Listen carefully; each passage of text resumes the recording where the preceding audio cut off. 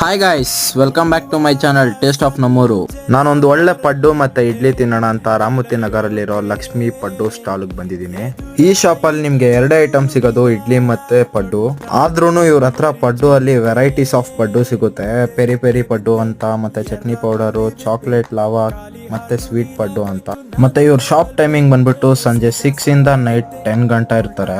Price ವಿಷಯಕ್ಕೆ ಬಂದ್ರೆ just 60 ರುಪೀಸ್ಗೆ 6 pieces of ಪಡ್ಡು ಕೊಡ್ತಾರೆ.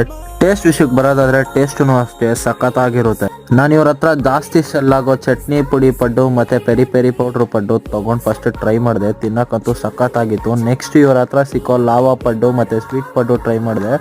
ಅದೂ ಸಖತ್ ಟೇಸ್ಟಲ್ಲಿತ್ತು. ಲಾಸ್ಟ್ ಆಗಿ ಇವ್ರ ಹತ್ರ ಇಡ್ಲಿ ತಗೊಂಡೆ. ಆ ಇಡ್ಲಿ ಬಗ್ಗೆ ಹೇಳ್ಬೇಕು ಅಂದ್ರೆ ಸಖತ್ ಸಾಫ್ಟ್ ಆಗಿ ಕೈಯಲ್ಲಿ ಮುಟ್ಟಿದ್ರೆ ಕರಗ್ತಾ ಇತ್ತು ಗುರು. ಟೇಸ್ಟ್ ಮಾತ್ರ ಸಖತ್ತಾಗಿತ್ತು. ಇಡ್ಲಿದು ಸೈಕ್ ಟೇಸ್ಟಲ್ಲಿತ್ತು. ನೀವ್ಯಾರಾದ್ರೂ ಒಳ್ಳೆ ಹೋಮ್ ಮೇಡ್ ಫುಡ್ ತಿನ್ನಬೇಕು ಅಂದ್ಕೊಂಡಿದ್ರೆ ಈ ಶಾಪ್ನ ವಿಸಿಟ್ ಮಾಡಿ ಟ್ರೈ ಮಾಡಿ.